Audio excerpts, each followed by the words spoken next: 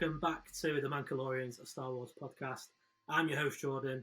As always, I'm joined by Aaron. How you doing? I'm good, man. As always. How are you? As always. Good. So yeah, this is episode 5, I believe. Did I get that right? I got it wrong last week, so... Episode 5 this time. Episode 5, happy days. And yeah, we've got a lot to get through today, mainly the Acolyte. A few other bits and bobs as well. Outlaws, hunters, etc, etc. But just before we get stuck into all of that and break things down, you can subscribe to us on our YouTube channel, The Mancalorians, or you can also listen to us on Spotify and Apple Podcasts. Just search The Mancalorians. You can also follow us on all the socials, Facebook, Instagram, TikTok and X at The Mancalorians. Give us a follow. We offer the weekly and daily things, videos, pictures, news, debates, reviews, all that jazz. So yeah, give us a follow, and of course, thanks to everyone who's already subscribed to us, followed us. We really appreciate it. Cool. So, first things first, the Acolyte. It's finally here. We've watched the first 2 episodes, but we hope everybody watching or listening has already as well. Let's get stuck into it. So, episode 1. Give me your thoughts. I think my opinions on the episode were that I think it's hard to put them together like as one, because I can't remember them as one. I just remember it as a whole episode, because it should have been an hour really, but hey ho, it's only 30 minutes. I enjoyed the first episode. I really liked it. I really liked the theme. I really liked the style. I really liked the set. I like how they introduced the characters straight away. Like, I know some people are a bit unhappy with it, but I like how there was this twist and everyone thought, oh, what's this twist? And then in the first episode, they were like, bam, it's a twin. They got it over and done with. I thought, yeah, good shout. Like, I'm happy about that. That's not the big reveal. That's not the big twist. Okay, cool. So just before we get into like the characters, the story, etc., what were your thoughts on the opening text crawl kind of thing? Obviously, it's very similar to the, A Long Time in a Galaxy Far, Far Away. Similar font and colour. What did you think of that? I liked it because it was a bit more of a kind of a throwback. It was different to like the Star Wars crawl, but I also think that's more for the films rather than the series. So I kind of think it worked quite well. Mm-hmm. What about you? Yeah, I loved it. Again, I agree. I think it just felt very Star Warsy. It felt like vintage Star Wars, the best Star Wars in my opinion. So yeah, I really liked it. So yeah, the first episode, obviously they are only half an hour long, unfortunately, but the first episode, straight away, we see May, the character May, who is the former Padawan of Sol, but we'll get into that in a minute, or we think she is. And it becomes quite clear that this particular character is trying to kill Jedi, basically. She's gone after the Jedi. She's like an assassin, and straight away she approaches Indara in a bar, very similar to the Cantina, which I thought was cool, a bit of a throwback there. So straight away she's in the bar. She spots Indara, aka Space Trinity, as she's known on this channel. And yeah, they start fighting, and again, we saw a lot of it in trailers and we've discussed it in the past. The fight scenes are really, really good. The choreography is very, very good. So I loved that. Mm-hmm. That was really good. And then, yeah, talk us through that scene, what happens and what your thoughts are. Kind of the first big twist-ish. Yeah, obviously the death. Didn't see that coming at all. I did not see that coming at all. No, we knew Jedi were going to die. We didn't think it'd be any like the main character sort of thing. Mm-hmm. for it to be Indara, who's like Jedi Master, really powerful. Yeah, I didn't think it would be her. So yeah, that caught me by surprise. I liked how they did it though. With a knife. Yeah. Mm. Like Yeah. the only way she could beat her really was like when just by playing by her moral code. So she sees that innocent civilian, she thinks, I'll take this chance, catch her off guard, throws the dagger, she stops it, but then obviously sacrifices herself in order to save him. And then she doesn't even kill him in the end. She just kind of was like, thanks, and left. Yeah. Yeah, so just before we just talked about the fight there, which virtually happens straight away. Just before the kind of, I think it's just after the initial attack from kind of halfway through the fight scene, you hear Indara, she kind of quit to report the attack over comms, informing the Jedi Order that she's encountered an unregistered Force user. Mm-hmm. What are your thoughts around that? Because what personally I took from that is, are they? Because obviously it's set 100 years before the Phantom Menace. It's set during, or at the end of the High Republic era. So we're at a time now where are the Jedi kind of controlling, monitoring who can and who can't use the Force? Yeah. Like, what? Yeah, what are your thoughts around that? No, so I watched this with my sister, and my sister asked so many questions. And right at the start, when the intro came in and they had the descriptions, she was asking lots of questions. So we picked it apart. And if you remember back to, I think it was in Phantom Menace. Mace Windu's like, we've not seen the Sith for so many hundreds of thousands of years or whatever they said. Like they've not seen them, right? Can't remember the actual quote. So the fact that they've just appeared here, obviously they're not. So the first thing I want to make a point of, obviously they're not a Sith because the Sith haven't been seen for a long time. And then the second thing is the I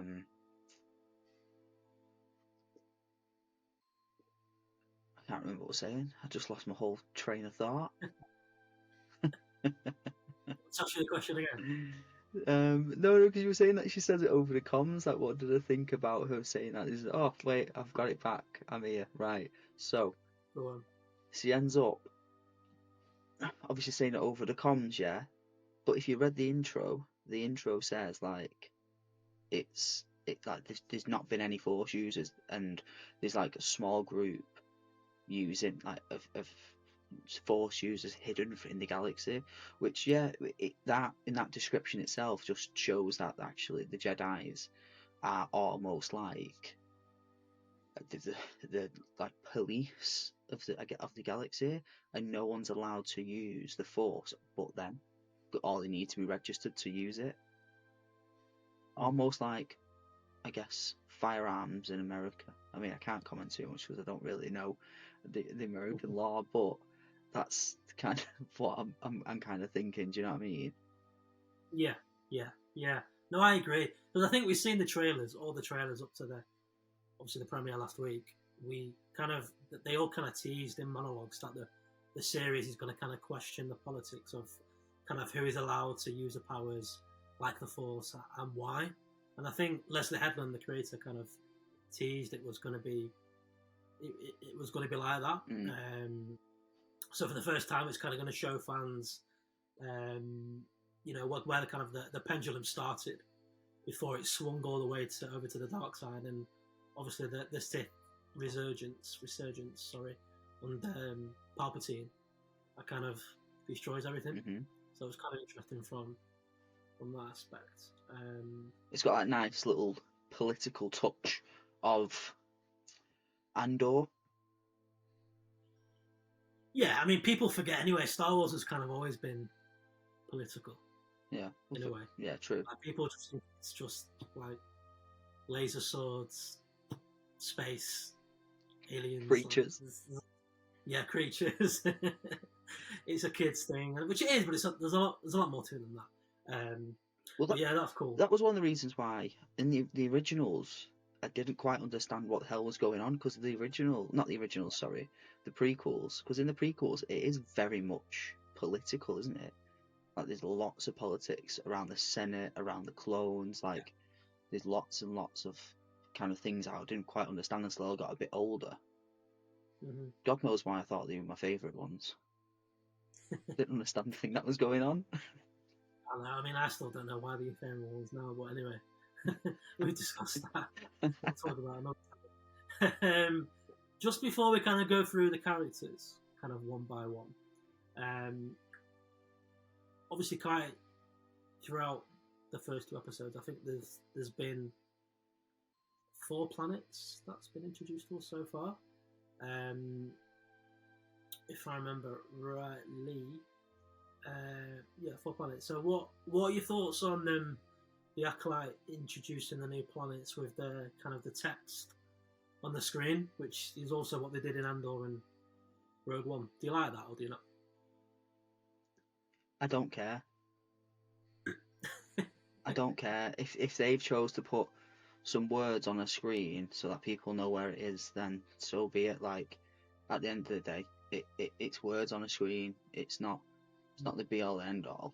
And this is another thing. Like I don't want to get into it too early, but a massive gripe is I've seen people like complaining about the fact that it said Coruscant, and everyone was like, obviously we know what Coruscant is. Like, why do they need to show this? And I'm thinking to myself, well, obviously it's not just made for us as fans, it's made for lots of people. Like if my sister was watching it, which she was, she won't know what Coruscant is. She knows roughly what Star Wars is, but like that's so that she knows kind of where it is. And if we can't be inclusive, then what's the point? Like just allow it. Why are you getting angry at some words on the screen?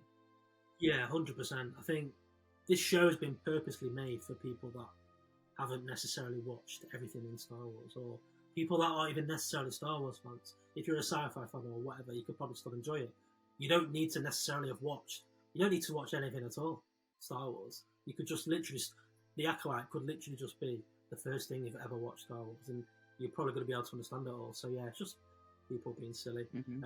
Personally, I quite like it because it's good for that reason, for people that haven't, like your sister, for example. She'll be like, oh, I mean, obviously you get to find out like a couple of minutes later, usually like where they are, what the planet's called, or the city or whatever. But for people that haven't watched it, I think it was quite nice on screen. It was done in Andor, it was done in Rogue One. I quite like it. To be honest, I think they should do it with everything Star Wars. But that's just my opinion. It's not a big deal, but I quite like it. It's a filmmaking technique anyway. So when you're setting a scene, you show where it is, like visually show where it is, so that the audience can understand where it is and what's going on. So if it's a setting, like you'd visually show it. That's hence why they did it. Like it doesn't. Sometimes people say it in speech, but you don't need to. Sometimes it's better just to show it. And obviously they chose to do that as like an artistic thing, and so what? Like it's like I said, it's not the be all end all. It's not ruined the series. Do you know what I mean? Yeah, 100%. You know, you can't please everybody, and the Star Wars fan base at times, especially at the minute, it's just there's a lot of silly individuals, shall we say, and you're not going to please everyone. Look, if you don't like it, don't watch it. If you do like it, well, here's the thing, though, right? You've got. I looked at, I think it was Rotten Tomatoes, and it's got, as an audience score, it's got such a low score. And I think to myself, you've had 2 episodes, and everyone's moaning about them, but like we've got Star Wars, we've got a new Star Wars series set in a different timeline. Just accept it and just enjoy it for what it is. Like, I don't know why people get so like hung up on what it's not. Like, just allow it for what it is. Do you know what I mean? I agree. And look, it's not perfect. The majority of the world has only seen 2 episodes, and it's not perfect. But overall, I really like both episodes, and we'll get into it. And there's not much I can criticise, or kind of, there's not that many negatives for me. But overall, there's so many good new things as well. So, well, again, you're never going to please anyone. But it's, you know what some fans are like, and they jump on the bandwagon, and then they just go online and start like trashing things and putting bad reviews on just to like it's stupid. It's But, it's just like it's just like a recycled version of what happened when the prequels come out. So everyone was like, these aren't the originals, blah blah blah. Like everyone hates them, and then and now everyone grew up. We all love the prequels, and now everybody loves the prequels. Like one person, like eventually everyone jumps on bandwagon and loves it. Now people are complaining about the Acolyte. Like, when's it gonna stop? Like, when is that behavior actually going to stop? Because it's just the same thing recycled. It's just a cycle. It's just a recycled cycle of the same attitudes towards Star Wars programs all the time. It'll probably never stop, to be honest, unfortunately. But that's just life, you know. There's some stupid or bad things in life, and they're never going to go away. They're never going to stop. Why can't you just watch it and enjoy it for what it is, though? Do you know what I'm saying? I agree.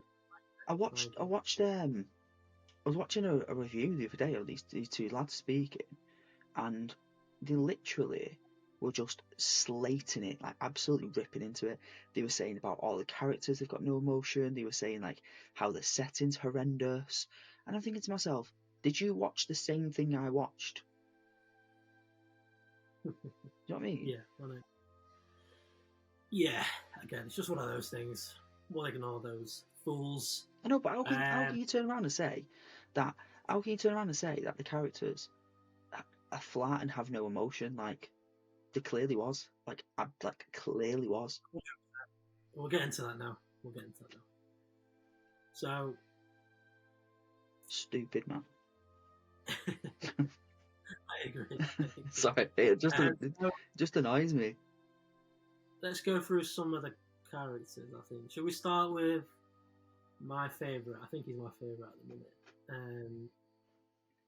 The new Qui-Gon Jinn, aka Jedi Master Sol. What are your thoughts on him? I like him. He's that whole like pure good Force user, isn't he? Mm-hmm. Like, you know, the definition of turning to the light side because it's there. Yeah, I agree. I love him so far. I think he's absolutely bloody brilliant. Kind of every line delivery he says with such power and emotion, I think. Because obviously this is a guy as well that his English wasn't very good. Lee Jung-jae learned how to speak English during the Acolyte. Mm-hmm. And his English has really got so far in this, and you can just feel every word that he says. You know, you could feel his distress in some scenes, and in other scenes you can kind of feel the hope in what he says, similar to Liam Neeson's Qui-Gon and Alec Guinness's Obi-Wan as well a little bit. And then he's also kind of got, you know, real empathy and care especially when he's speaking with May stroke Osha, who we now know as Davsy. Anyway, so yeah, I can't wait to see more of him. I really like him so far, and yeah, I think he's going to be a fan favourite for sure. Oh yeah, I definitely agree. So yeah, where are we up to in the first episode? So obviously we're going through the characters, but May has obviously she has that battle fight with Indara. She ends up killing Indara, which is obviously a big shock, and yeah, that obviously I don't think no one saw that initial twist come in, and then it cuts to does it then go to, we find out May has got a twin, Osha. Does it then go to her? I can't remember if it then cuts to kind of her arc. No, you see her in space. It cuts to it cuts to I'm sure it cuts to the bit where Saul's teaching. Close your eyes. Yeah. Oh, yeah. Yeah, I love that. So Saul's teaching the younglings. Yeah, and then he's in a lesson with the younglings, and then yeah, he gets approached by Vanestra. Do you know why she's got a purple lightsaber, by the way? I think I've worked it out. Because she's got a bald head. No. I mean, it could be Mace Windu, Venestra, don't have any hair.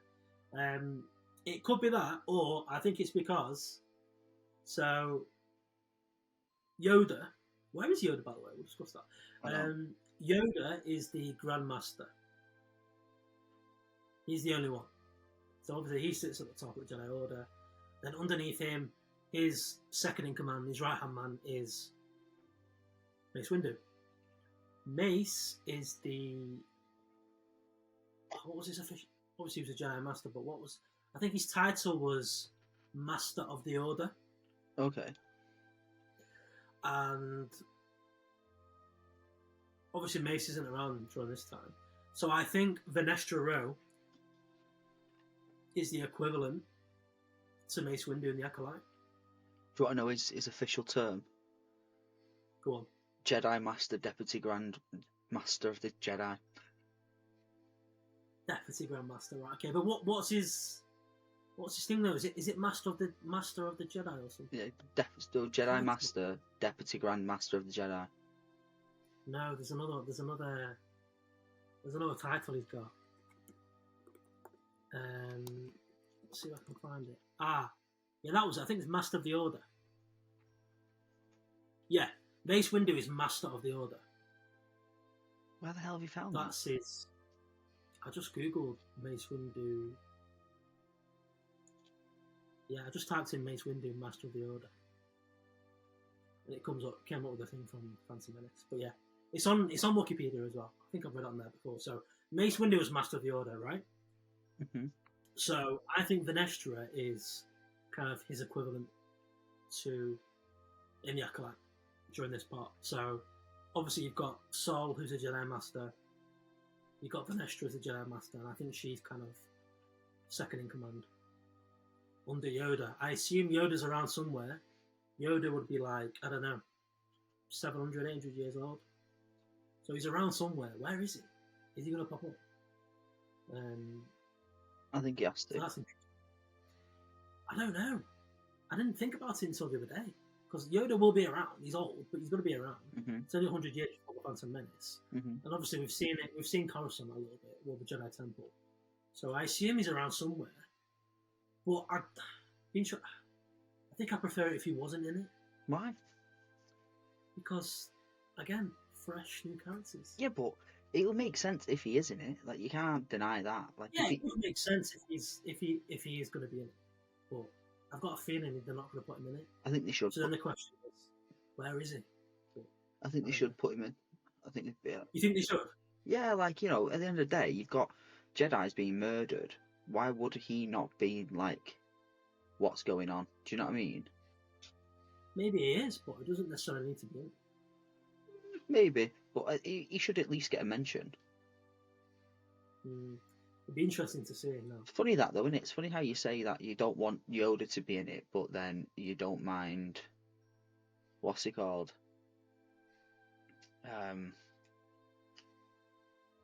Why is Plo Koon? Plo Koon, yeah. That's only because we've seen him in the trailer, or we think we've seen him. Maybe it's him. You've seen him? That's the only. Like, if we'd have seen Yoda in the trailer, then I'd probably be more open to it. But because we've seen someone that looks like Plo Koon, if it is him, then I'll be like, oh, okay, yeah, fair enough. We saw him in the trailer. We know it's him. How does that not make sense? Because, like, so if you see him in the trailer, if you don't see him in the trailer, like, if he's in it, he's in it. Like, why would that? No, but it's more like, because we've already seen Plo Koon, maybe, and then he pops up. I'm like, oh, okay, that makes sense. So it was him. Like, it's more understandable. We've seen him. Whereas Yoda pops up, we're like, oh.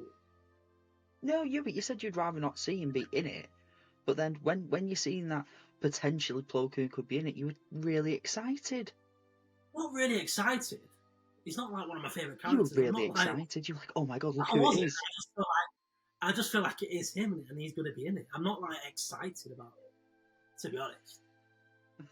Anyway, Yoda. He's so excited. He's not going to be in it. And if he is, then he is. But I don't think he will be. I just want to see his little green hands and feet jumping around.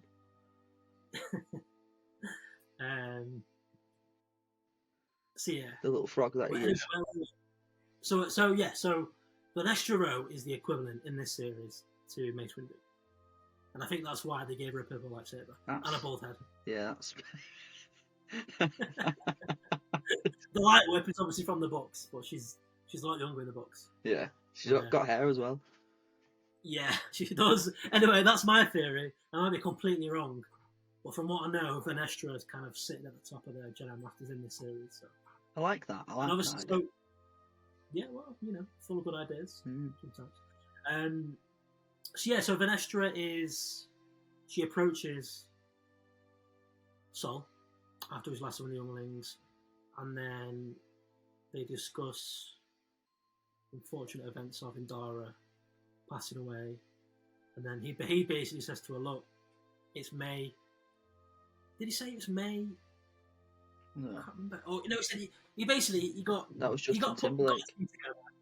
Yeah, he got a team together, and he wanted to investigate basically what's going on. So it's a murder mystery right now, and he said to Sol, "Look, let me investigate," and then he brings his two new pals. Yord is the first one. Yeah. And then do we see Yord and his Padawan? I can't remember the name. She didn't really say much. Oh. Is she in the first episode or the second episode? Is that when She's in the first episode when they first go on the ship. Yeah. So Yord and his Padawan investigate. They think they know who it is. They think it's Osha or May. They think it's Osha, so they go and speak to Osha, who wakes up on the ship. So they think it's her. Osha's somewhere in space on a ship. Yeah. And Yord and his Padawan. Yord's a Jedi Knight, and his Padawan, we'll get into him in a minute, approach the ship. They're on the ship and basically arrest Osha. They bring her in, or they try to bring her in. They send her on a ship, and then the ship crashes, right? Yeah. No. Yeah. The ship, I'm kind of missing things there. What have I missed? Is that right so far? Yeah, that's right. That's right up to now. Okay, so so the ship crashes. So the ship crashes, but she's kind of like in this little cell on the ship, and then she's kind of meets a few of these different aliens in the cell on the ship, and then they plot to basically crash the ship and escape. The aliens escape, they double cross they go off, and then the ship crashes, and then we see the first time ever the seats, the basically droid seats. They were driving the ship, flying the ship, not driving. You can't drive the ship. They were flying the ship, which I thought they were pretty cool. What do you think of those? Yeah, I liked it. I like the old retro. It's got like an old retro feel. Like everything's everything's just everything's new but old. Yeah. Gosh, well, everything's new. Yeah, It's like all technology's just basically got a robot head on now. Like a toaster, for example, would just have a robot head on. It'd just be Alexa on a toaster. Yeah. So yeah, the ship crashes, sorry, and just before it does, we see Osha escape the little cell inside the ship, and then she's got a little droid, and it's literally like a gun, cockpit, and it's a hand. How to explain it? It's like a Nintendo Switch with a head. Yeah, but it does multiple things. Cockpit, yeah, it can do all different things. It helps her escape the little cell inside, and then they crash onto this planet, this kind of snow planet. I thought it was Hoth at first. That would have been cool, but it's not. Can't remember what it's called. And then where do we go from there? She has a dream. Yeah, she has like this. She sees dream. May. She sees May, who turns out to be a twin sister. Yeah, it's like a little dream. And then Sol finds her. She falls off the cliff. He catches her. Boom. Yes. Yeah, so she runs away. Sol finds her with Yord and Padawan. She runs away. She falls off the cliff. Then Sword uses the Force to catch her. To catch her from falling. Mm-hmm. And then that scene there, I loved that scene. I felt like the compassion. That scene was really powerful to me. Like straight away, like the chemistry between Osha and Saul. What do you think of that? Yeah, I did. I liked it. Yeah, that's when you see like that relationship where it could have been something, and obviously it stopped being something because she walked away from the Jedi, which I like.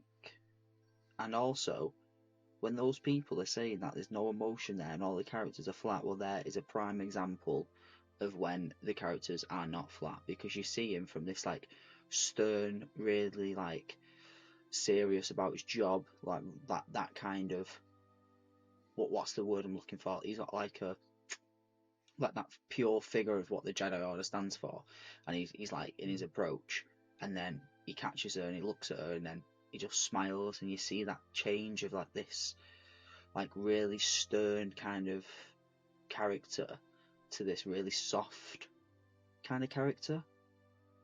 Yeah. So how's that flat? Explain to me how that's a flat character. I can't. Maybe someone can, but obviously we think they're talking rubbish. So yeah, that was a really good moment. And then where does he go from there? Is that kind of the end of the first episode? Yeah, pretty much. Yeah. Okay, cool. So can I just say though, right? I don't know if you noticed this, but when we watched Phantom Menace and we watched the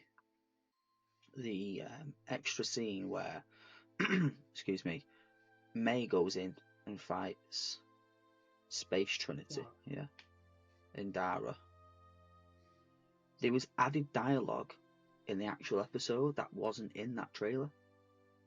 You don't notice that? Really? Yeah, and there was different scenes. They cut out shots that were in the actual episode that weren't in that trailer, just so that, and some of them I think they completely filmed twice, so that we didn't know that she was the Jedi that was initially murdered. Because don't forget, in that whole thing, May in the first episode we watched, not episode, sorry, when we watched that first trailer, May runs away, she gets out the door, and in Dara's like that's when she calls through to the Jedi Order and says, and she survives in that trailer. So, you know how we talked about the marketing team being really clever and really smart? I don't know if I still agree with that, because they didn't show us what was true. They'd shown us some false kind of things so that we were guessing. But then again, I know that the community is really, really smart, and I know that if they'd put Indara's, I'm pretty sure it wasn't Indara's lightsaber on that screenshot as well, that was released in the trailers. Because if they did put Indara's lightsaber there, people would have been on it like, excuse me, like proper on it. Well, they did something else quite clever as well. Sorry, they did something else quite clever. So, obviously, we worked out a week or two ago that it was going to be set around kind of two twins, a good one and a bad one, for example. And the whole leading up to this, we were told, and Star Wars put out there, that May is the former Padawan of Sol. Well, she isn't. She wasn't. Osha, her twin sister, is the former Padawan of Sol. I don't think May was ever in the Jedi Academy. No, I don't think she was. Because I'm pretty also as well. Go on. Also as well, I don't know if you know, but May and Osha's surname is the same as the witch that we're going to see in episode 3 or 4, I assume. Ah, okay. So is she their mum? Possibly. Because that's... She doesn't seem old enough, though, to be their mum. But... That's a flashback, though. Well, we think it is. I'm telling you it is. I know it is. So you think all of the witch scenes are just going to be flashbacks? That those ones there specifically that we've seen in the trailers are flashbacks, and I'll tell you why. Yeah, I know that, and I think everyone knows so, that. Yeah. The Wookiee that's in what's Kalnecker, is it called? Karnaka, yeah. Yeah, and then you've got Tobin, yeah. They're both there, but Tobin's younger. He's not the old man that he is in episode 2. So he's with that witch. They're both there when he's younger. Also, Sol has short hair. Yeah. He sees a young girl that potentially could be either May or Osha, right? Yeah. Gives her a lightsaber. They talk in episode 1 that there's a fire, and that obviously there was a fire in the village, and everyone died. And in the trailer you see what is the back of. I mean, it's an assumption, but is the back of Sol holding a child's hand, running out of the temple.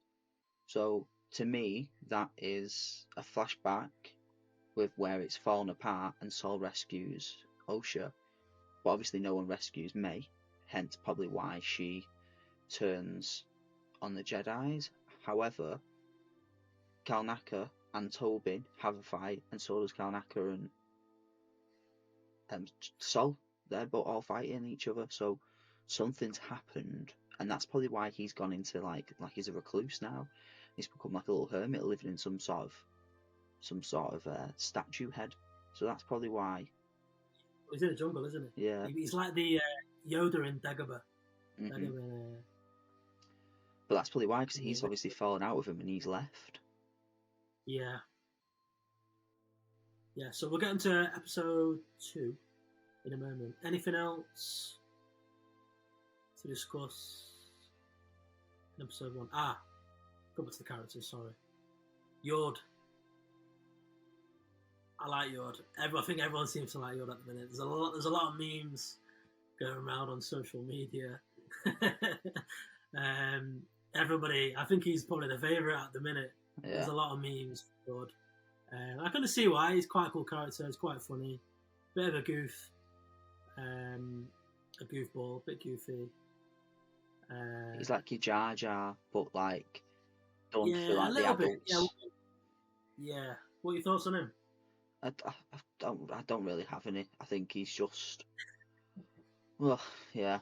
I don't know. I like him. I'm not his biggest fan. I like him, but there's something about him. I don't know what it is. Other people that I like more than him. Yeah, for sure. So we also get to see the Acolyte also introduces us to Daphne Keen's character, who is called Jackie Long. Forgot her name. Jackie Long. Did we see her in episode 1 as well? We do, don't we? Yeah, she's in episode 1. She goes on the ship with Sol. Sol's like, we're going to bring Yard, and she's like, oh, Yard, and he's like, what does that mean? And then they walk around. Yeah, I like her. She's cool. So she is Sol's Padawan, I believe, and yeah, she's quite a funny character. She reminds me of like a young Ahsoka, a cross between a young Ahsoka and a young Anakin or a young Obi-Wan. She's quite witty. She's quite funny. Even though she's only a Padawan at the minute, she seems to be, from what I read as well, she seems to be quite wise beyond the years. Like it seemed so far in the first episode, it seems like she is the Jedi Knight and Yord is the Padawan. That's how it kind of comes across, which is quite funny. So yeah, I like her. What do you think of her? She's my favourite character up to now. Really? Yeah. Like, obviously, I love Ahsoka, and she has that wittiness of Ahsoka. And yeah, she has like some little resemblances of like Obi-Wan in terms of like she's got these traits of Ahsoka where she's a bit bitty, she kind of is quite smart, and then she's got like Obi-Wan's kind of loyalty, you know, when he's in episode 1, Phantom Menace. She's kind of got that. She's inquisitive. She's kind of. I think she's going to be kind of. She's smart. I think she's one that will always kind of ask questions and want to take the lead. And yeah, I think she's a really good character so far. So yeah, she's one of my favourites so far for sure. Any other characters in episode 1? No, not apart from the guys that were in prison. Yeah, some of those are quite quirky then. Quirky, yeah, quite funny.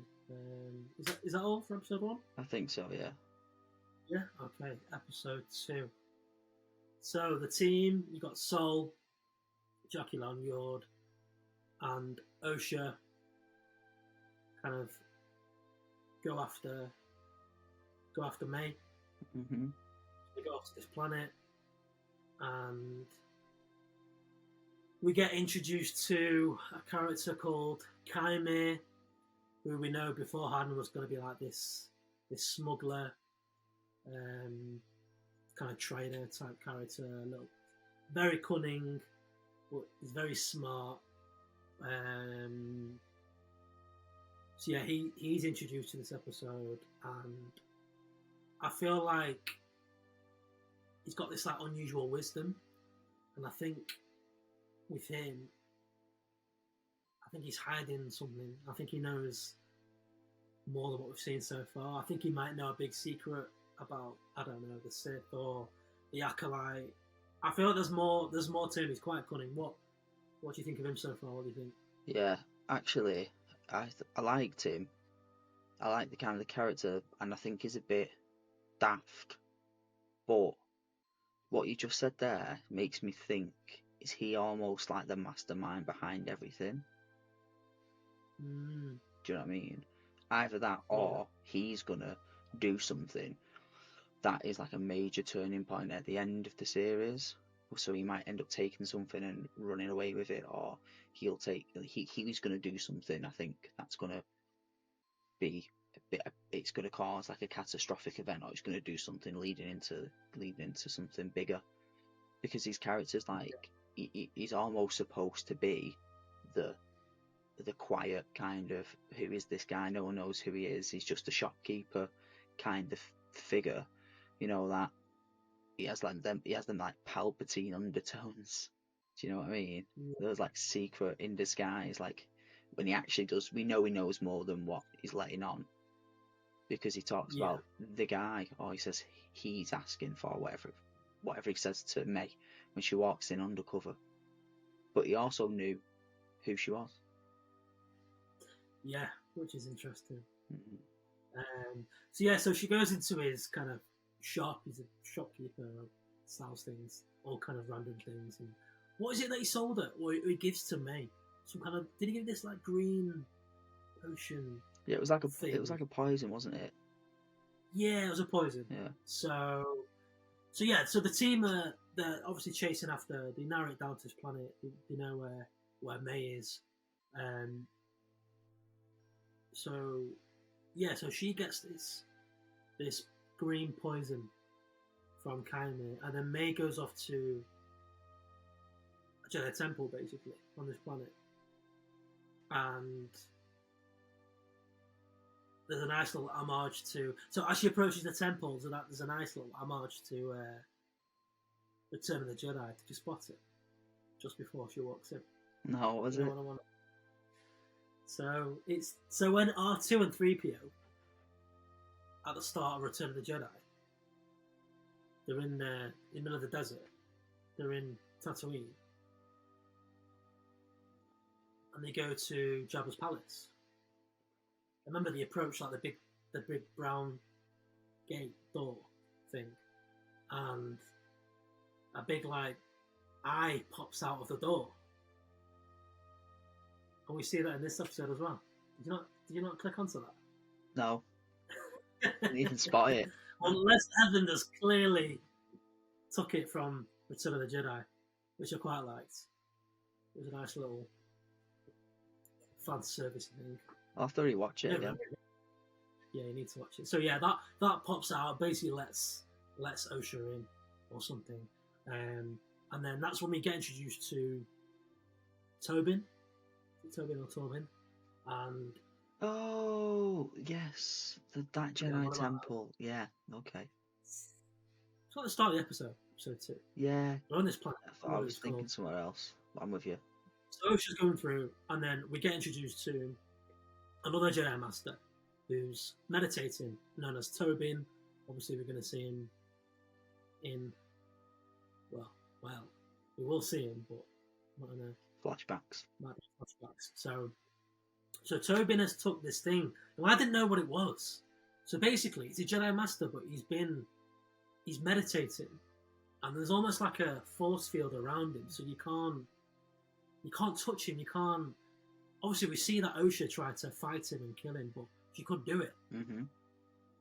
He's in this like state, meditating. And did you know what it was called? I can't remember the name of it, but it's basically the Jedi, or some Jedi's have they've taken this thing. It's like a 2-word thing. It's like an oath. And yeah, and they're still part of the Jedi. They still are a Jedi, but they're not doing anything. They're just like meditating and whatever. And they're almost. It's basically. It's like it's almost as if they're in, or he was in this kind of induced coma sort of thing. Like, he's still very much alive, and he's still very much a Jedi, but he's not part of like the Jedi. He's not doing anything. He's asleep, basically, meditating. He's kind of like those monks that like take a vow of silence. Yeah. So I did Google it the other day, and I can't remember what the word is, and apparently it's been in the books or the comics or in Legends as well. I can't remember what it is, but we'll discuss it on the next show. Mm-hmm. So that was interesting. And then it cuts to the team. They find out that she's in the Jedi Temple, and then they're walking through the temple, aren't they? And then we find out that Osha killed him, basically. Or just before that, we see that he comes down, doesn't he? He stops floating in midair. He opens his eyes, Tobin, and then he says a few words. Can't remember what he said. Yep. And then it cuts to the team running through the temple. And then by the time they get to that room where he was, he's on the floor dead.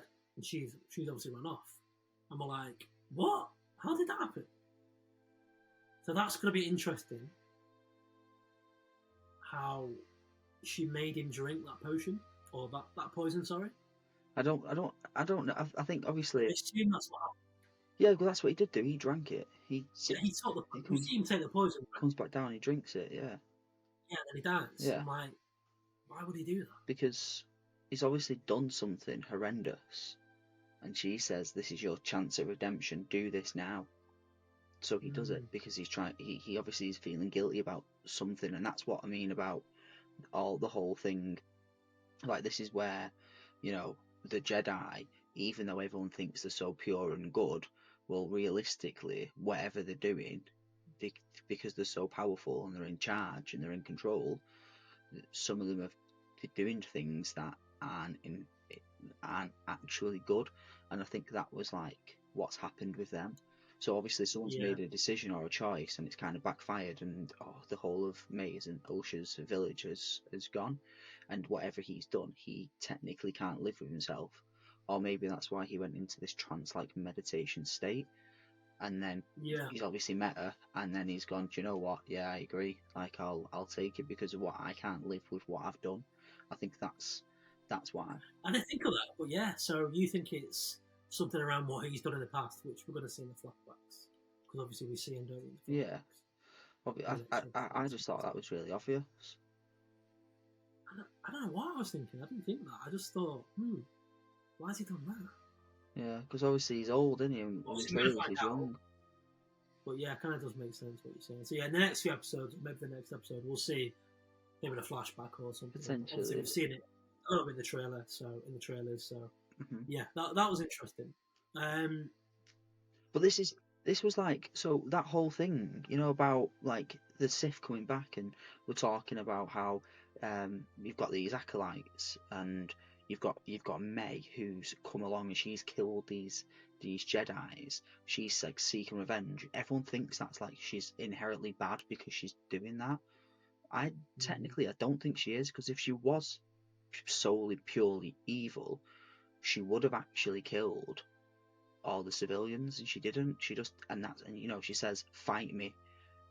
She tells them, so she's like, "Fight me now, like attack me first." So, like, I don't think she's actually completely evil. I just think she's kind of seeking revenge on what's been like people have wronged her. So she's getting revenge on those people that have wronged her, killed the whole family. Like, if you look at it from her point of view, I don't think she's actually entirely evil that people are thinking. I think there's more to it. Yeah, well, that's what we were talking about before. Leslye Headland, the creator, was kind of wanting to kind of question the Jedi, and because we always thought, oh, the Jedi's are the good guys and the Sith are the bad guys. But in this series, she's kind of questioning not everything's black and white, and sometimes there's a grey area. Mm-hmm. And so maybe this is it. Maybe Tobin or the Jedi in the past have done wrong to May when she was younger in her village or whatever, which we're going to find out. So yeah, that's a very good point. She might not necessarily be this evil thing. I think she's only the way she is because of the Jedi. Exactly. If it wasn't for them, she wouldn't be after them. Exactly. But we soon find out. So she's killed 2 Jedi so far, mm-hmm. and we find out that she's aiming to kill 4 in total. Yep. So the last 2 are Kalnaka and Sol, mm-hmm. I think. So that's interesting. That just those 4, nobody else, just those 4 Jedi. So because they're the 4 Jedi that were in her village. Very true. Obviously, when it got burnt down or blown up or whatever, and all of the family died. Yeah, well, we see a young Indara in the trailer as well, don't we? So yeah, I think she reminds me a lot of like Barriss. You know that the Jedi have done her wrong, and she's kind of seeking revenge on that. I don't think she's bad, but I just think that she's, you know, someone's that killed all the whole family. She's wanting revenge on them. Yeah, it's interesting. She's also only killed 1 Jedi. What do you mean? Well, Tobin killed himself, didn't he? Technically. True, but if it wasn't for her bringing in the poison, he'd still be alive, wouldn't he? Yeah, boy. So she's killed 2 out of 4. She's not. She didn't kill him. He killed himself. He chose to kill himself for redemption. Yeah, she offered him. Himself, but if she hadn't have gone to him with that poison. Oh, okay. Well, if we're gonna start splitting hairs, if they didn't go to her village, it probably didn't get blown up, and then they probably wouldn't have died. Yeah, but we don't know. Yeah, that's the thing, though. We don't know. We think she's gone to. We think, or maybe they have gone to her village, but we don't know why. We don't know why yet. I'm telling you Obviously, now. That's like we're gonna find out. They've gone there to go and take. They've gone there to go and take Osha because she's a Force user and they control who uses the Force. Like, that's why they've gone there. Maid can't use the Force. Probably why she don't have a lightsaber. So the fact that obviously Osha can, she took her sister away and then all hell's broke loose because they said, I'm sure they say it's May that caused the fire and the explosion. But I think that's because they tried taking Osha away. Right, so you've just worked out the whole story. Not interested in watching it anymore. The viewers watching or listening right now are just like, right, well, Aaron's cracked it. We know what happened. We don't need to watch the rest. I might be wrong. If I'm right, there's obviously going to be another subplot underneath that. Yeah, I think you're on the right track. I think it's going to be something like that. I'm still very intrigued. There's still a lot of mystery around it for me. Obviously, we're only 2 episodes in. So that's good. And we'll get on to the slight negative criticism from me from you as well, obviously, in a bit. But yeah, so what happened then? So Tobin dies, the team end up to where he was. They fight, don't they? Sol goes to speak to May, and then it turns into a bit of a fight. She gets away. Osha takes a shot. She's debating it. She's hesitant, but she fires. She misses her. But this is the thing, she shoots twice and misses her twice, yeah? Sol said when he handed it to her, Yard was like, is that a good idea? And Sol's like, she knows how to use it. If she knew how to use it, why did she miss twice? And then she has a look, I don't know if she looks at Sol or she looks at Yard, but one of them look at her and almost like, I'm sure it's Yard because it looks like judgmental, like, how did you miss that? So, obviously it's her sister, she's probably intentionally missed, but then she takes the second shot at her. So I'm like, does she miss her on purpose, and then, or did she actually just? I think she did. I think the second shot was just theatrics, just kind of wanting to show the other guys, oh look, I'm trying to shoot her. But yeah, it was definitely an intentional miss. So yeah, the fight between Sol and May, how good was that? Yeah, man, it was nice. I liked it. I liked it. Really was. Obviously, the force foo carried on. Yeah. Didn't even use his lightsaber. That's how skilled this guy is. And obviously, she's using all these knives and all these kicks, and I loved it. I thought it was really, really good. Obviously, everyone was just kind of just watching in the middle as they were those two in the middle. And my favorite part of that scene was when, towards the end, where he grabs the knives, and then she turns around and looks at him, and he drops them on the floor because she thought she got him. I was like, oh yeah, that was sick. So yeah, really enjoyed that scene. Mm-hmm. Geography is very, very good. I knew it would be. Obviously, we've seen quite a bit of it in the trailers, so yeah, I'm looking forward to seeing more of that. Obviously, we need some lightsaber action now. I think I'm eager for the light whip. I want to see some more. I want to see some duels pretty soon. So Sol. So she escapes, doesn't she? She escapes. Yeah, because she escapes. Jackie Lee comes on the ship, puts on the lights on the ship as she's in midair, and then I can't remember what happens. Does she? I think OSHA, like smokescreen basically. Yeah, she smoke screens. Yeah, she uses the runs away. Sand basically pushes it around her. Later on, she meets back up with Kaime, and then they go off together, right? Yeah. And then, is it the last scene of episode 2 or episode 1 where we see May is on this planet? It looks like Acto, and then where we see the Sith or the Acolyte. Yep. Is that at the end of the first episode or the second episode? I think that was the end of. I feel I'm not too sure. I know one of them ended with Kelnaka going into. It was end of the first episode. We skipped that bit. So we see the Acolyte or the Sith, whoever it is, at the end of episode 1. I don't think we heard his voice yet. Maybe we did. No, I think we have. I think we hear him speak. We heard in one of the trailers just before it came out. But, I'm sure we hear him at some point. I'm sure. Because I remember listening, thinking, I know that voice, but I don't know who it is. I feel like it's a new character. I hope it is. I feel like it's going to be a new.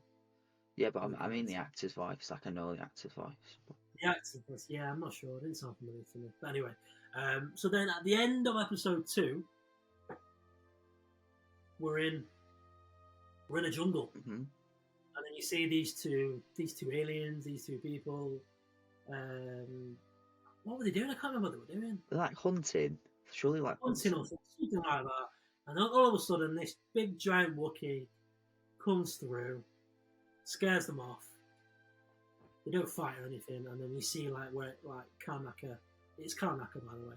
And then we see his little, almost like a Shrek tree wood jungle house.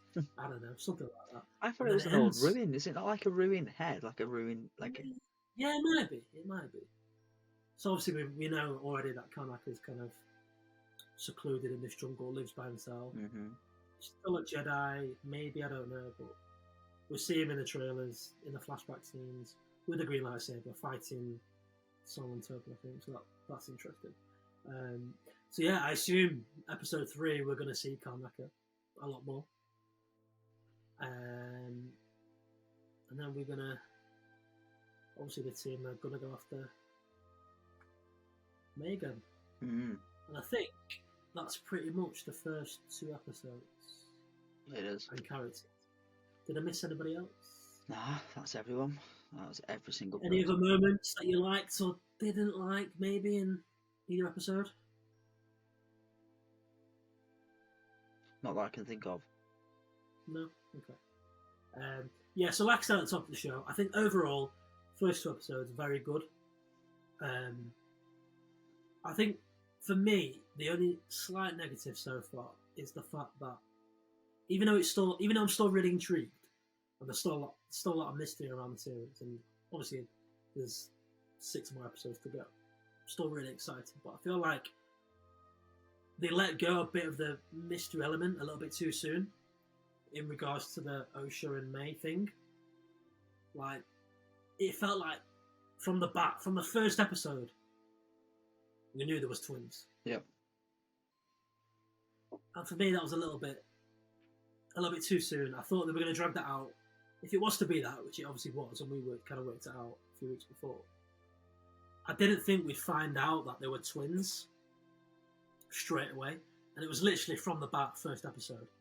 Yeah, but I'm glad that they did that though, because we already knew, like, they couldn't hide it anymore. We'd had the leak, and then we'd had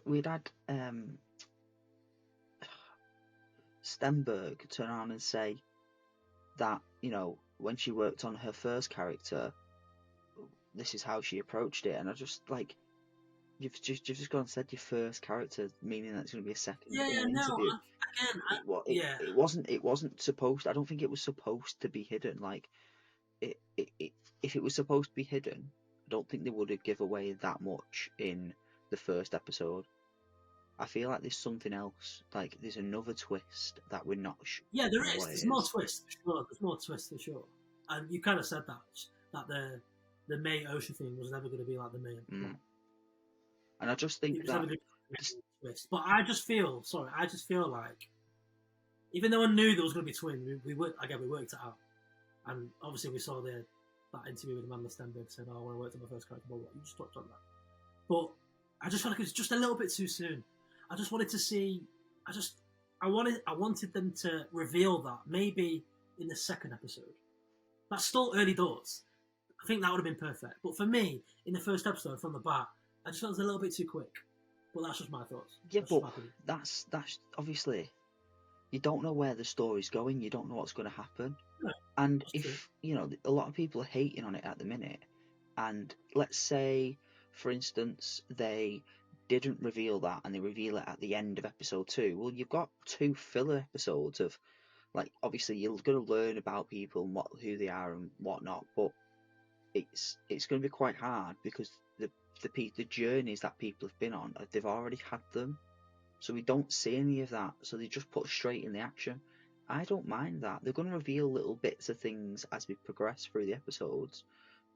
It'll be fine. That wasn't a big issue for me. Do you know what? I watched the episode. Yeah. I really enjoyed it. I really liked it. Is it fantastic? No, but is it good? Yes. Is it Star Wars? Yes. Do I like it? Of course. Why wouldn't I? I think, and this is my whole point about people just accept it for what it is, because if we didn't, we wouldn't have it, and we wouldn't have this. It wouldn't exist. So it's better to have something than nothing. Do you get what I'm saying? Yeah, for sure. And look, if you don't like it, you don't like it. You're allowed not to like it, but obviously the criticism and all the hate is obviously it crosses the line a little bit too much, which obviously we touched on at the top of the show. But yeah, no, it's not a massive issue. It's not a big issue. I just think that was my slight criticism, my only kind of negative so far. Other than that, I think it's really good. I think maybe another thing as well, I think it lacks a really good score. I feel like the main Acolyte theme song, if you will, it's nothing special. It's not great. I was hoping it would be. I mean, it's difficult I think the Ahsoka theme song is really good. Well, he's good. Obi-Wan, as you know, is probably my favourite score of the whole of Star Wars. I absolutely love Obi-Wan's score. And it was, to beat that or to live up to that is very, very difficult. Obviously, John Williams did that. And I think that's the last thing he did with Star Wars, John Williams. And yeah, I love that theme song so much. And I was hoping that, similar to Ahsoka, it was going to have something quite good, and I just don't think it's very good. But the score throughout the show so far is good. It's fine. It's Star Wars, so I'm happy with that. Yeah. Thoughts? I agree. It's nothing special. It's there. It's just there though. Yeah. I feel like the costume sets, the choreography, the story so far, the action, the characters, all really good for me. I just wanted to quickly talk about so for a lot of Star Wars, it started with the Mandalorian. Um, they used something called the stagecraft, which is basically technology to shoot in front of a digital backgrounds, basically on like a video wall. So that was used quite a lot in the Mandalorian, and it was also used quite a lot in Ahsoka, which brought it down a little bit for me. I think they used that a little bit too much, especially in Obi-Wan. Sorry, I think it was used like 90% of the time in Obi-Wan. I think you can really tell. Whereas in this series, I think it's barely used, if not at all, because Leslye Headland wanted to film everything on practical sets in different locations, and I just feel like it's so much better. Yeah. Like, they went to like 3-4 different countries and filmed on set for this series. What are your thoughts on that? No, I think that's the right direct in terms of acting in general. Anyway, in filmmaking, that's what people should be doing, because you can get more from your actors than just putting them on a green screen. And like, actors bounce off, even though they bounce off each other, they bounce off other things in the room. You know, I remember watching a video of Ian McKellen doing The Hobbit, and it was like loads of green screens everywhere, and he hated it. And he's like, I'm an actor, but like, what is this? This is like, I've got to imagine everything. It's like, imagine trying to imagine everything like around you. Yeah, it's really difficult. It makes your job even harder. So, you know, Sounds hard, yeah. I think the on set made a massive difference. The setting was fantastic. Like, I actually really loved the setting. I feel like with the setting, you've got the old kind of the originals. That's the originals kind of coming in there, and then you've got like the costumes, and you've got like the technology, which is very much the prequels, and then obviously the fighting style, which is obviously more modern, but again, it kind of falls back in line with more the kind of choreography that we've seen in like the Phantom Menace or the prequels, I guess, where we actually really like those fights, where they're a bit more visual rather than zoom and then cloak falls, you know. Yeah, I agree. I think I'm so glad they're filming on set and they're not using that stagecraft, which, by the way, is really good. It's an unbelievable technology, and at times it looks really good, but I just think it was used far too much in Obi-Wan. So yeah, I'm glad she decided to not use that. But yeah, going back to the costume. So obviously what they're wearing. Obviously we see that when we see Saul for the first time in Venestra, and all the Jedi's really, they're in like the white cloaks instead of like the original brown, which you see them in later on, but they're in like the white robes, and I thought, ooh, that's really nice. I like that. What did you? Yeah, it was all right. The one thing that stood out to me though, more than anything, because they were very much Jedi's anyway, like they're very much Jedi kind of outfits and stuff. The ones that stood out to me the most was Yard and his apprentice when they first go and see Osha. Osha on the ship. Yeah, because they're wearing like a yellow. I think it's the first time. Is that like one of the first times we see is it the white and yellow robes, whatever it is? That looked really good. It looked really old school, but really like new as well, like old but modern. I feel like this series is like a mix between the prequels, the originals, and the sequels, which I really like. Because obviously the technology is so much better, like now, than what it was during the originals.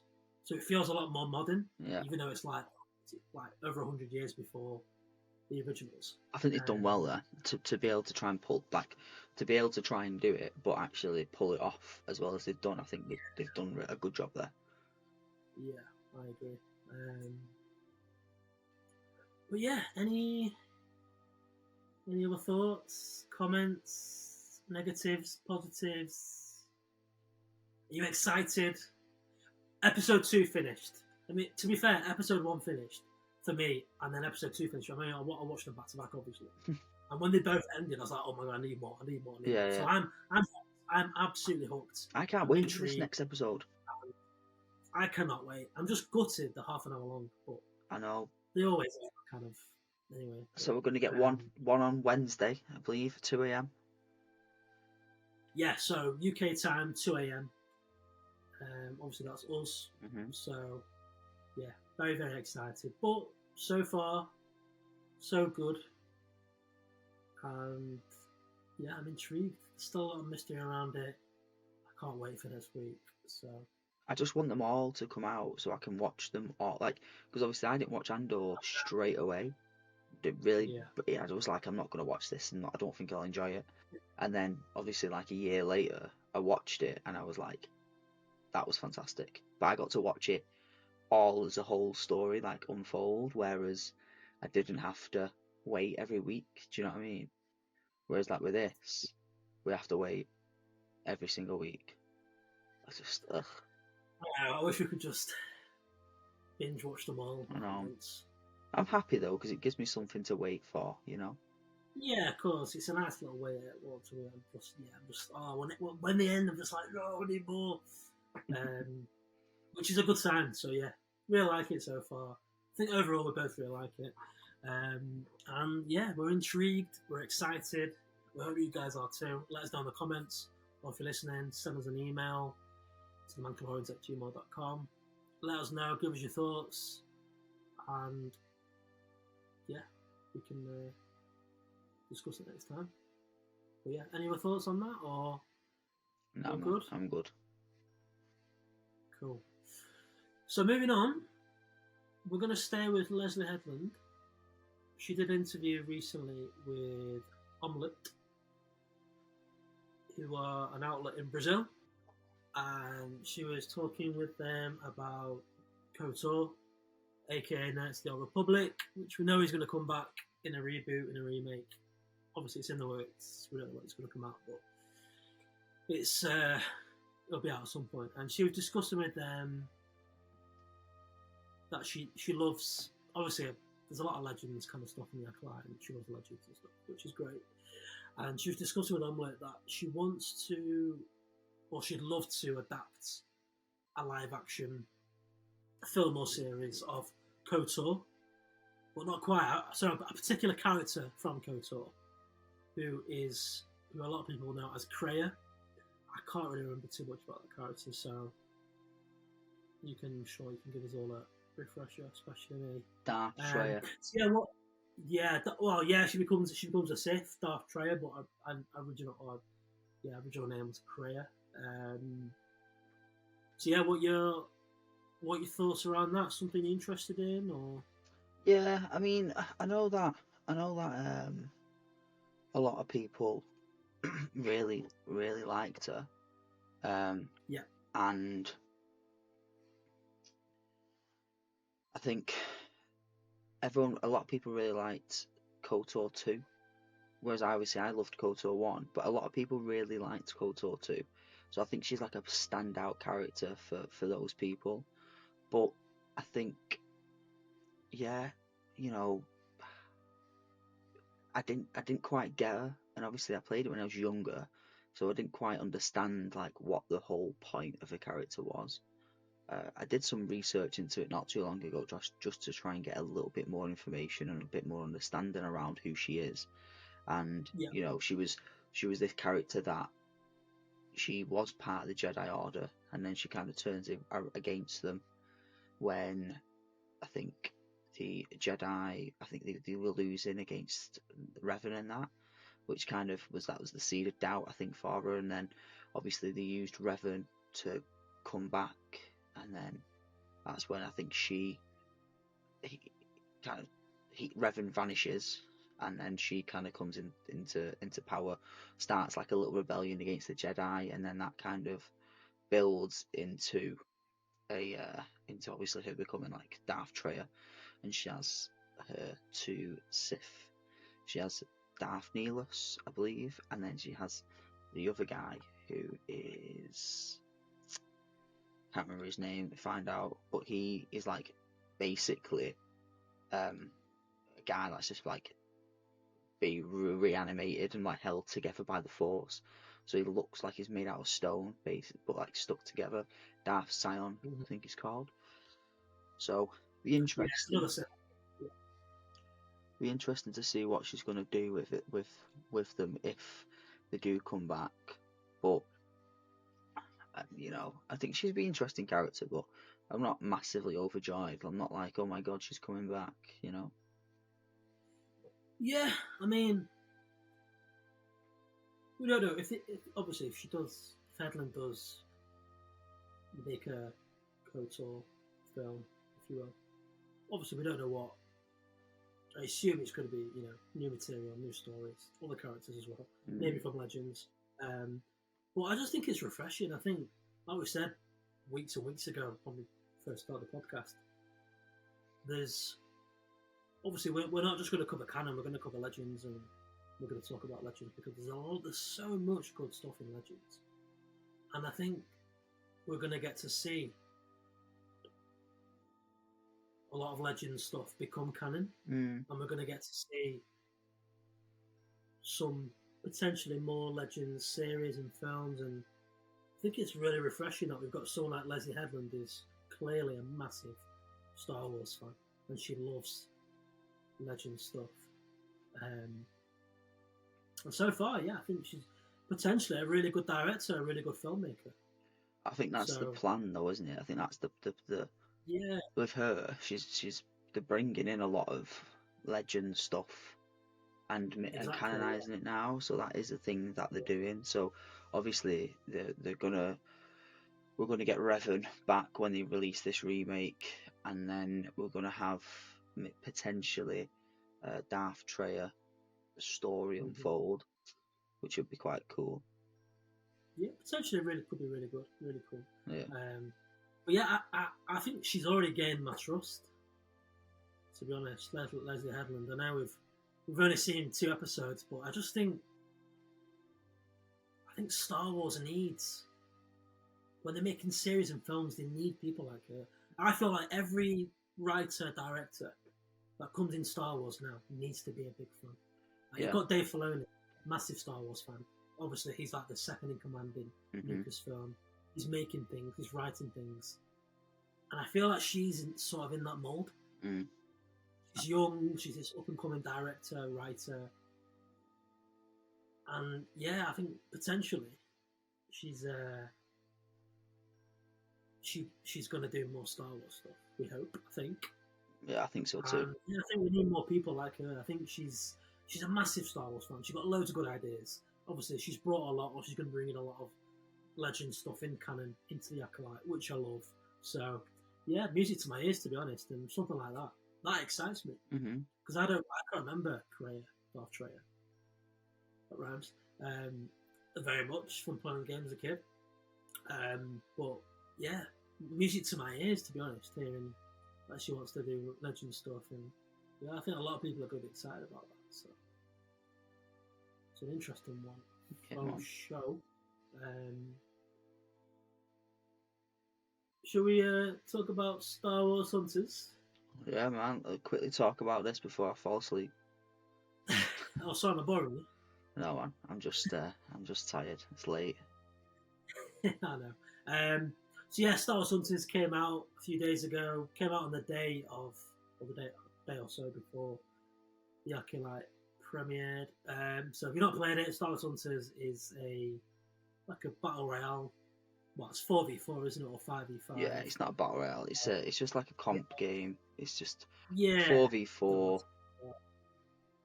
Yeah, it was just last week, so it's just come out on the Nintendo Switch, but we've been playing it on our phones, so it's also on Apple Store and Google Store as well. Download it. It's worth playing. It's a fun little game. Obviously, we've been playing it quite a bit the last few days. You've been playing it a lot more than me, so you've kind of leveled up a little bit more. There's all different I mean, I've bashed it so much. I am bashing that game so much. I don't even know how. Fun, so I've only got like 2 or 3 characters, but you've kind of got a few more. You know a little bit more about it. So tell the viewers that are listening, that are watching him, your thoughts. That is sick, man. It's a good gift for considering it's free. It's really good. I really enjoy it, and I'm dominating on it. So, like, do you know what I mean? I can't complain. There's times when I get annoyed at it. Don't get me wrong, but it's considering it's a free game. It's very much like Star Wars meets Overwatch. You know, it's got that. It's got that. You know, 4v4. I think Overwatch is 5v5, but it's kind of got that. I talked about League of Legends last time, and it's nothing like League of Legends. Like I thought it was going to be, but it's definitely not. It's got like the same kind of characters and the same like abilities and stuff, but so does Overwatch. Whereas I think this one, because it's more kind of for your phone or Nintendo Switch, there was a Pokemon game that got released, which was like League of Legends. It's similar to that. So it's like you've got your different classes: attackers, tanks, supports. They all do the same thing. They all have health or some sort of shield for the tanks and do damage. Your supports heal and move fast, and your attackers just do DPS, like tons of DPS.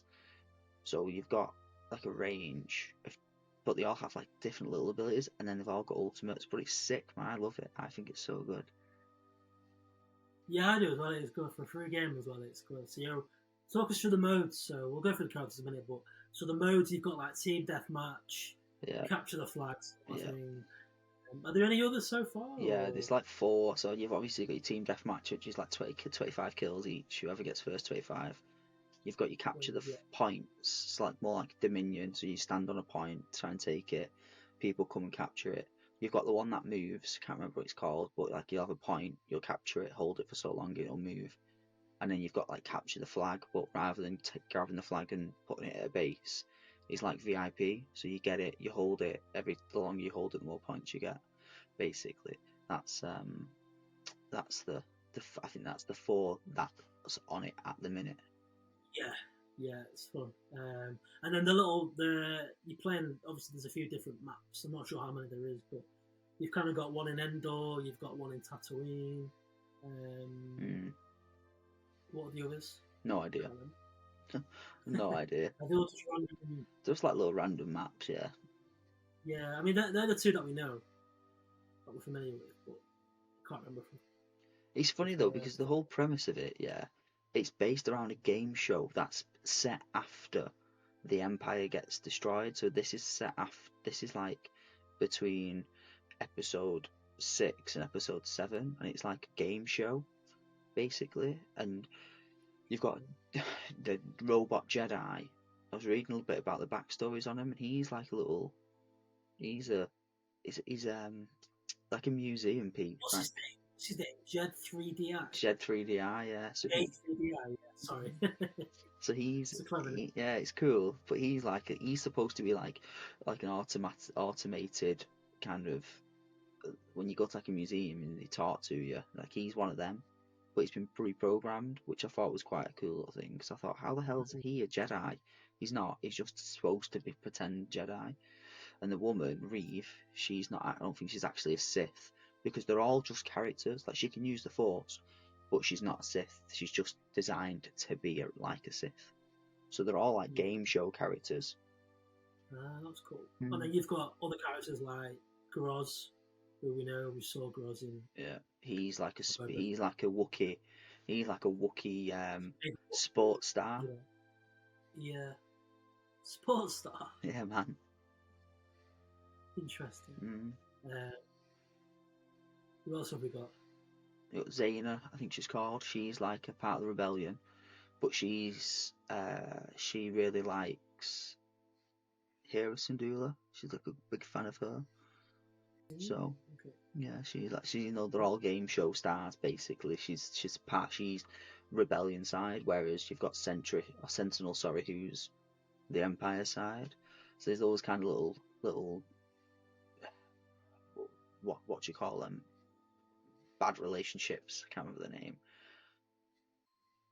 But bad relationships. Yeah, they're not friends. They're enemies, nemesis. That's the thing. Frenemies. Frenemies. Yeah. So you've got a couple of little things like that, which is quite cool. I like the backstories behind all the characters. It's quite nice. Yeah, no, that's cool. Any other thoughts? Oh man, it's good. Get on it and play it. Yeah, let us know what you think. Download it. If you play it on the Switch, which I haven't yet. I know you play on the Switch. You've got a Switch. I want to buy a Switch. I feel like it's going to be better on a Switch. You think otherwise. You think it's actually easier better on a mobile phone, which is It's interesting. easier on your mobile phone. On the Switch, it's just more more involved in it. It's a lot more fun. Don't get me wrong. Now, if if I want to play it, I'd play it on the Switch rather than my phone now. But you have Yeah, to change all your settings and adjust them all when you play it on the Switch. And also, I only play it because I've got that controller attachment. So I've stolen my yeah, sister's Switch to play it, but I've got the controller attachment, which is easier to use than having a massive thing like this and your thumbs are all over the place. Like it just makes more sense for it to be smaller. But apart from that, yeah, I'd rather use my phone. If I didn't have that controller, I'd be on my phone. yeah. Makes sense. I also Well, yeah, need to play cool. Tuna because he's like my favourite one. And you can't even there's different game modes. Obviously, you've got your basic, you've got your ranked, but then there's one called mashup, and you pick it and it just gives you a random character that you've not unlocked or you have unlocked, but it gives you one of them, any of them, and you get to try them all out and see which ones you like. But the Tuna is like my favourite one at the minute. Is that the Jawas? The two Jawas, yeah. What do you mean? Yeah. Yeah. Cool.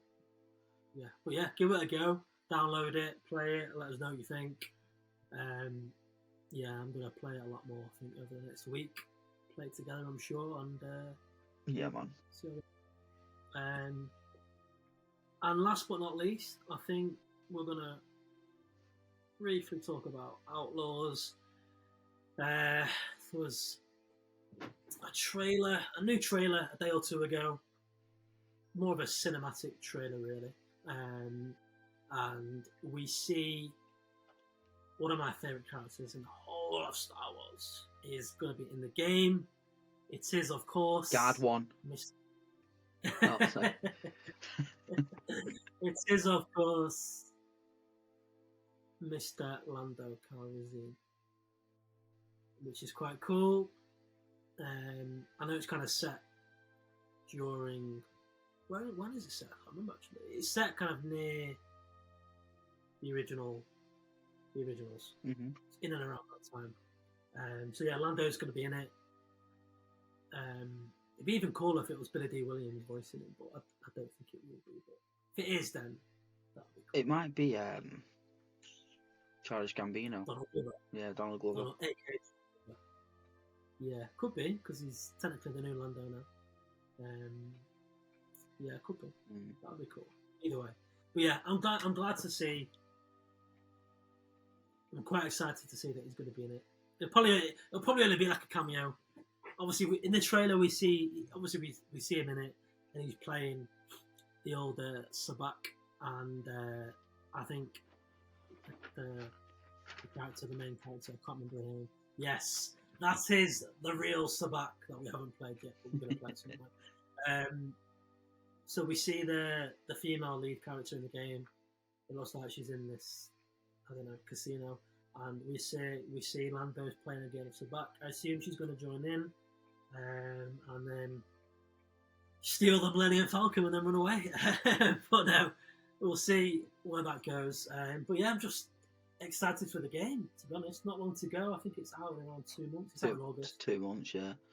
In August. Hey, did that trailer do it for you? Did it make you even more excited? If it wasn't for Lando, probably not more excited now. I'm already excited, to be honest. But yeah, just a nice little cinematic trailer. I'm excited for it. I know you're not as. I just thought it were a pointless trailer. I got nothing from it, mate. I mean, yeah, it was a little bit. But you say that. But at the time, I think over the next few days, there's going to be a Ubisoft event in the US, and they're going to reveal, I think, some more gameplay trailer in a day or so. Okay. So I'm interested. That won't be pointless. That won't be pointless. I'll tell you what, though. I'll tell you what I did really like. The intro to the trailer right at the start, that little cut where you had the ship fly in, and then as it comes close, it cuts, and then they're on the speeder. Really like that. I thought that was really nice. That was the only nice thing from that trailer, apart from seeing Lando, but that was it. Yeah. Well, you don't like Lando. Meh. He's alright. Oh, Lord. such a legend, such a good character. Just everything about him. Just. I think Orlando. I just think Billy D. Williams straight away. But obviously, Donald Glover played him really well in the solo film. And obviously, we're going to see Orlando film at some point. It was meant to be a series. It's now going to be a film, which is co-writer with his brother, which is going to be interesting. So I'm excited for that. But yeah, the game's out in 2 months. It's out in August. I'm excited to play it. We're going to play it straight away. Probably an Xbox as well. Oh, I need to book it off work. Yes, that is a very good. Bash some Outlaws. Don't know why I'm going to book it off work. I'm not expecting much, to be honest with you. I'm expecting big things. You're not so much, but we'll see. Maybe I need to listen to my own advice and just accept it for what it is, you know.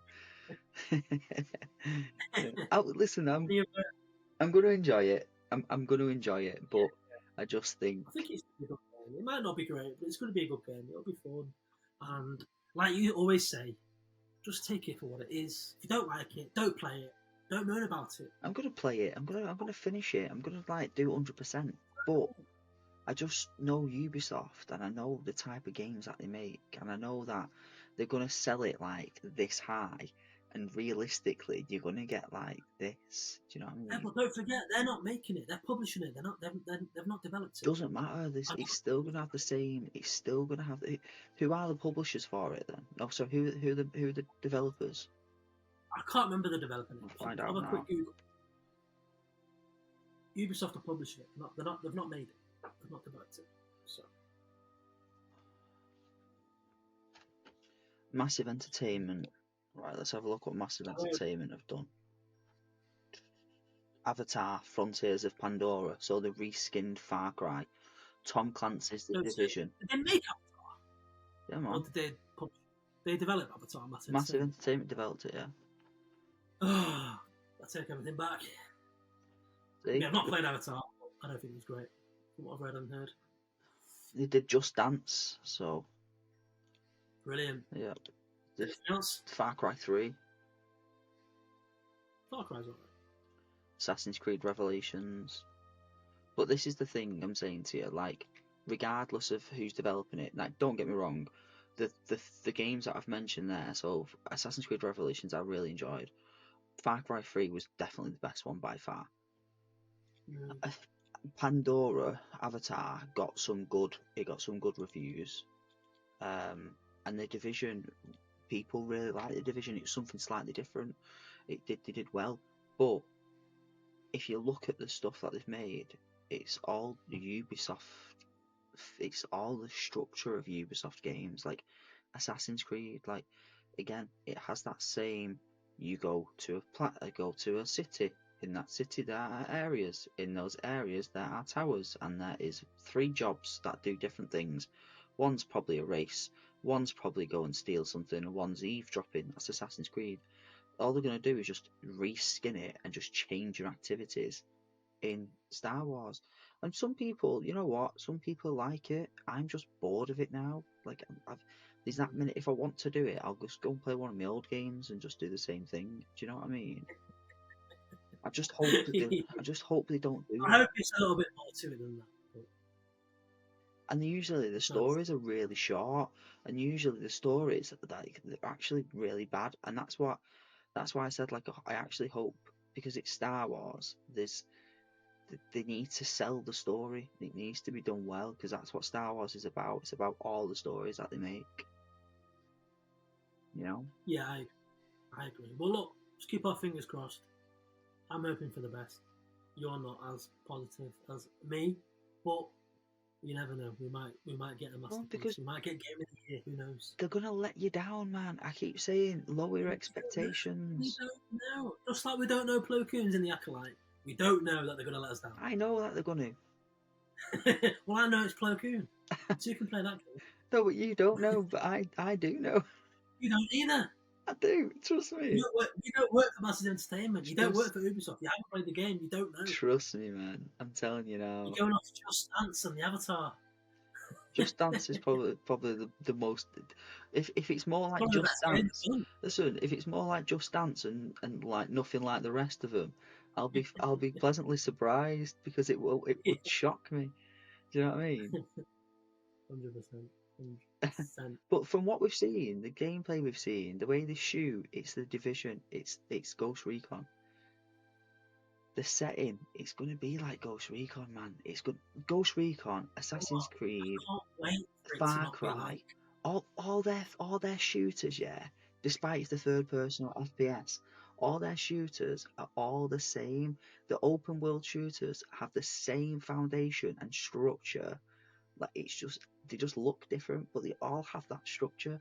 I'm just so done with it. Listen, I'm gonna get the game. I'm gonna absolutely love the game. Don't get me wrong, I am. I know I am. It's Star Wars. I'm not gonna like it, but I just know for a fact that the way the gameplay is gonna be, it's gonna let me down. You done? No, I can carry on if you want. You know what? I can't wait for it to not let us down. And I'm gonna clip this video and we're gonna play it back in a few months. And I'm gonna say, I told you so. I told you so. You should listen to me. Listen, when you're in tears next time, yeah. When it comes out and you're playing it, and you're like, "Oh, it's so bad." Ooh, ooh, ooh. I'm gonna play this video back for you, and I'm gonna say, "Look, I knew it was gonna be right. I told you it's Assassin's Creed." Exactly. You even know what I'm gonna say to you, because that's how right I am. We'll see. We'll see. I hope it's not. Listen, I hope it's not. I hope that when the ship flies into space, it's not a loading screen, but it definitely is a loading screen. I mean, I think we've worked out that it pretty much. Yeah, exactly. You can everyone, you can fly to space. I know this is my argument. I say it all the time, but it just drives me insane how like Ubisoft do this thing where they try and trick people into thinking that it's better than it is. They've done it with every single trailer they've released. They've done it with all of the games. And yet we still expect them to do something different or expect to see what they're giving us, and they never do. So why is it now any different? Just quickly, I read something the other day that so obviously this game is the first ever open world Star Wars game, which blows my mind. Well, they say it's open world, fully open world, so we'll find out. So when you're in space, when you're in the ship, apparently, from what I've read, you can like park up, if you will, in space. You can like fly your ship to a docking station where it like stops for fuel and stuff. You can like get out, just like roam around and like go to a bar, get a drink. Like it's proper like fully open, even in space, which I think is really cool. So if that is true, that's quite exciting. And you can like it's open world in space. Like it's fully like you'll be able to like go to like see different planets, and from what I've read, that's how it's going to be. So it is going to be fully open world, and if that's the case, then I think that's quite exciting. It's quite cool. Yeah, but how many times do you want to go to a bar and buy a drink?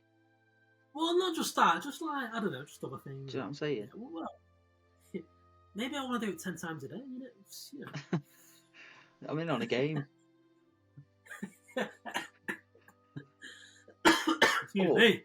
But like, I just think that they've chose the wrong developers to make the game.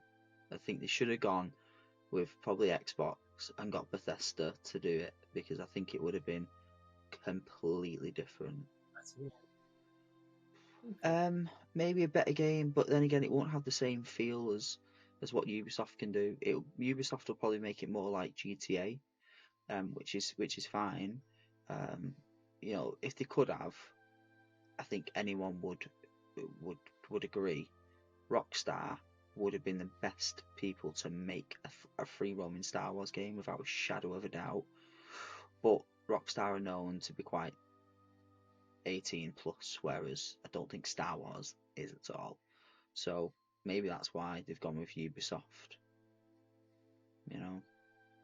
Yeah, maybe.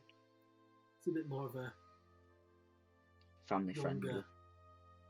Yeah, family friendly. Not kiddie, but a bit younger. Not like 18 plus violent. Yeah. Yeah. Rude, vulgar, that kind of stuff. Yeah. Any other thoughts? Any other comments? Or are we done? Nah, mate. I'm good. All good? Uh-huh. All good. Cool. So, guys, let us know what you think of this episode. You can subscribe to us on our YouTube channel, The Mancalorians, or if you're listening to us and you don't want to see our ugly faces, you can listen to us on Spotify and Apple Podcasts. Please leave us a review. Let us know what you think. And if you're watching us on YouTube, please subscribe to us. Don't forget to like, comment, and share as well. Let us know your comments in below. Let us know your thoughts on the Acolyte. Obviously, we're well into it now. Another 6 episodes to go. We're going to review each episode on a weekly basis. So, yeah, we obviously want to hear your thoughts on that. You can also follow us on all the socials, Instagram, Facebook, TikTok and X, at The Mancalorians. Give us a follow for daily content, everything from debates, reviews, memes, all the works. We'll, especially on TikTok, we've got some really good videos on TikTok. We've got a lot of content, some really good content as well, coming out very soon, especially on TikTok. So yeah, give us a follow, and yeah, we appreciate your support, and yeah, thanks for watching, and we'll catch you next time.